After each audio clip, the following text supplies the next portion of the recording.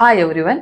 आज के इस वीडियो में हम बात करने वाले हैं कि पीरियड में कितने ब्लड क्लॉट आना या कितने बड़े ब्लड क्लॉट पास होना नॉर्मल माना जाता है, और अगर इतने बड़े क्लॉट्स आ रहे हैं तो आपको अवेयर होने की जरूरत है।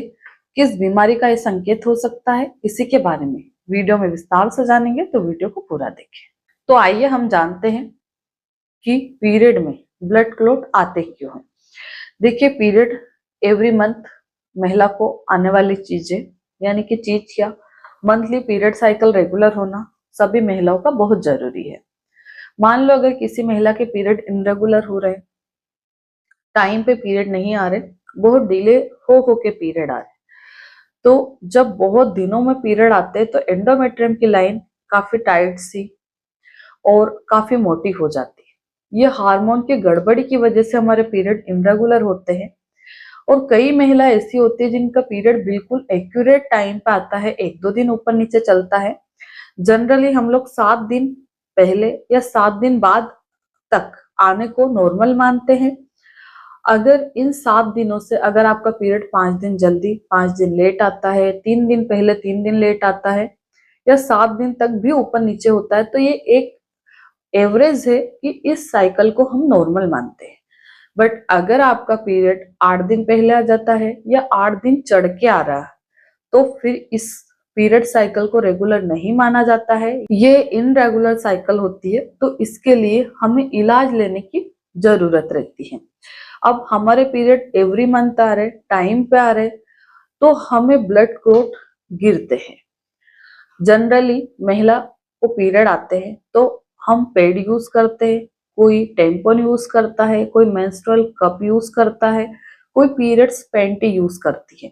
आजकल पीरियड्स पैंटी भी अवेलेबल है। अगर आपके पास नहीं है तो इस वीडियो में मैं टैग कर दूंगी, अगर आपको मंगवाना है तो आप मंगवा सकते हो।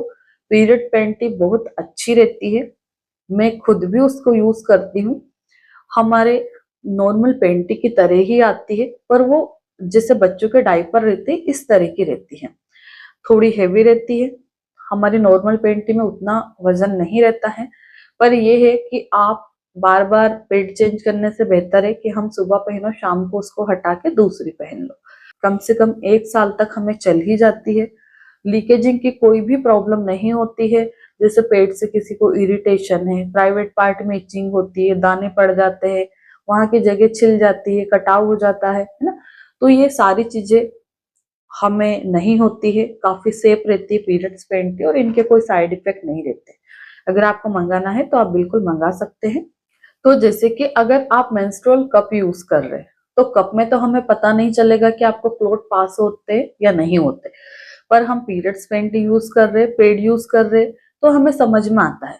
जब क्लॉट पास होते हैं तो हमें फील भी होता है कि कुछ गिरा या बड़ा सा मटेरियल आया है, ठीक है। तो कितने बड़े ब्लड क्लॉट एक नॉर्मल माने जाते हैं, तो अंगूर के जितने ब्लड क्लॉट नॉर्मल माने जाते हैं। अगर 2 4 5 आते हैं तो ये नॉर्मल की कैटेगरी में आते हैं।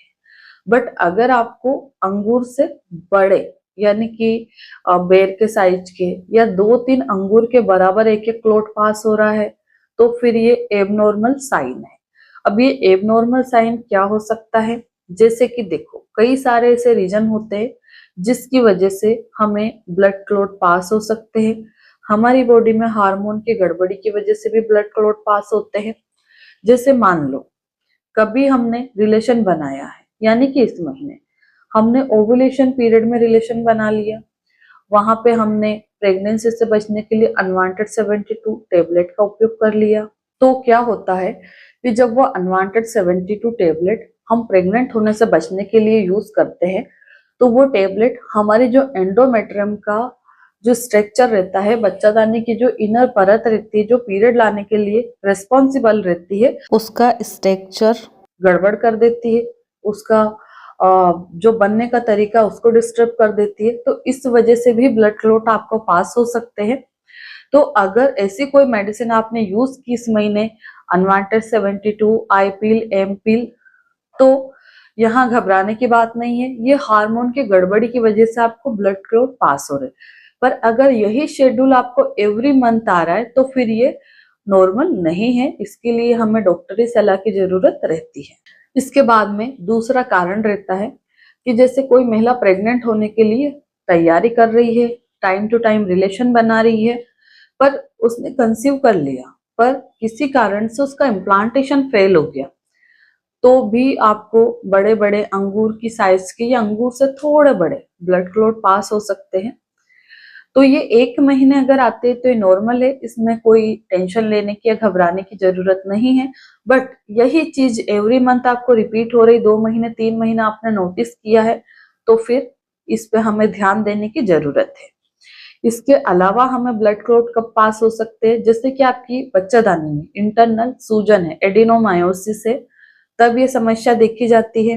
कि यूटेराइन फाइब्रॉइड है, तब भी ये समस्या देखने को मिलती है। इसके बाद में जैसे किसी को एंडोमेट्रियोसिस हो गया, यानी कि जो एंडोमेट्रियम की लाइन है उसकी ग्रोथ काफी ज्यादा हो गई और वो जगह जगह फैल गई है, तो वो भी जब हमारे मेंसेस आते तो जहां जहां वो जाके चिपक गई है वहां वहां ब्लीडिंग होती है, ब्लीड करती है वो, तो भी हमें ब्लड क्लॉट पास हो सकते हैं, जमा जमा या टाइट टाइट सा ब्लड हमें पास हो सकता है। ठीक है, तो अगर कुल मिला के मेरे कहने का मतलब ये है कि अगर आपको एक आध बार ब्लड क्लॉट आए हैं, उसके बाद फिर से नॉर्मल पीरियड आने लग गए, तो कोई पैनिक होने की बात नहीं है।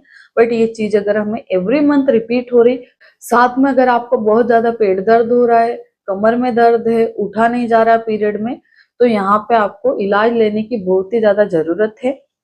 अब यहाँ पे क्या होता है, अगर आपको ब्लड क्लॉट पास हो रहे, हेवी ब्लीडिंग हो रही है, तो हमें क्या सावधानी बरतने की जरूरत है। यहाँ पे पीरियड के दरमियान आपको रेस्ट करना चाहिए, बहुत गर्म चीजों का उपयोग नहीं करना है, क्योंकि जब गर्म चीजें यूज करते तब भी ब्लड क्लॉट धड़ाधड़ गिरते हैं। ठीक है, जैसे हम बोलते हैं हीटिंग पेड से सिकाई कर लो, अगर आपको बहुत ज्यादा पेट में दर्द है, तो अगर आपको नॉर्मल ब्लीडिंग है तो आप हीटिंग पेड से सिकाई करिए, बट आपको एबनॉर्मल तरह की ब्लीडिंग हो रही तो फिर हीटिंग पेड से सिकाई नहीं करना है। बहुत ज्यादा एक्सेसिव वाला पेन है तो आप पेन किलर ले सकते हैं, जैसे कि ड्रोटिन एम टेबलेट आती है, ड्रोटावेरिन मेफेनिक एसिड के साथ में, वो पेट दर्द की दवाई रहती है, पीरियड के दरमियान बिल्कुल सेफ है, कोई भी पेशेंट उसको ले सकती है, उम्र 18 साल से ऊपर होनी चाहिए। इसके बाद में आपको इस दरमियान ग्रीन वेजिटेबल्स यानी कि हरी पत्तेदार सब्जियां, चुकंदर का जूस यानी कि बीट रूट का जूस, अनार, गाजर, टमाटर, ब्रोकली, जो भी ऐसे फल रहते हैं जो ब्लड बढ़ाने में हमारी हेल्प करते हैं, जिसमें आयरन फॉलिक एसिड का लेवल अच्छा रहता है, वो फ्रूट्स आप खा सकते हैं। अगर पीरियड के बाद आपको बहुत ज्यादा कमजोरी लगती है तो यहाँ पे आप किसी भी डॉक्टर से कंसल्ट करके ब्लड बढ़ाने का ट्रीटमेंट ले सकते हैं। अगर आपको ऐसी कोई प्रॉब्लम है तो मेरी भी ऑनलाइन कंसल्टेशन अवेलेबल है, अपॉइंटमेंट बुक करके आप मुझसे भी बात कर सकते हैं, जो भी प्रॉब्लम है आप मुझे अच्छे से बता सकते हैं। तो जब पेशेंट की कंडीशन हम जानते हैं तो यहाँ पे कुछ टेस्ट भी रिकमेंड कर सकते हैं, जैसे थायराइड टेस्ट हो गया, सीबीसी हो गया, अल्ट्रासाउंड हो गया। अगर हमें पेशेंट की हिस्ट्री देख के और भी कुछ टेस्ट की नीड है, जैसे शुगर लेवल, तो ये टेस्ट कराए जाते हैं, सारे टेस्ट रिपोर्ट मैच किए जाते हैं कि कहाँ क्या प्रॉब्लम है, क्या यूटेराइन फाइब्रॉइड तो नहीं है, यूट्रस में सूजन तो नहीं है, एंडोमेट्रियोसिस तो नहीं है, ओवरी में कोई गांठ तो नहीं है, यूट्रस में कोई एबनॉर्मलिटी तो नहीं है, उसके हिसाब से आपका इलाज चलता है। और साथ में ब्लड बढ़ाने की दवाइयां भी आपको देते हैं। अगर कोई हार्मोन ऊपर नीचे हो रहा है तो वो हार्मोन ठीक करने की दवाइयां भी आपको मिलती है, जिससे कि आपको ये प्रॉब्लम दोबारा ना हो।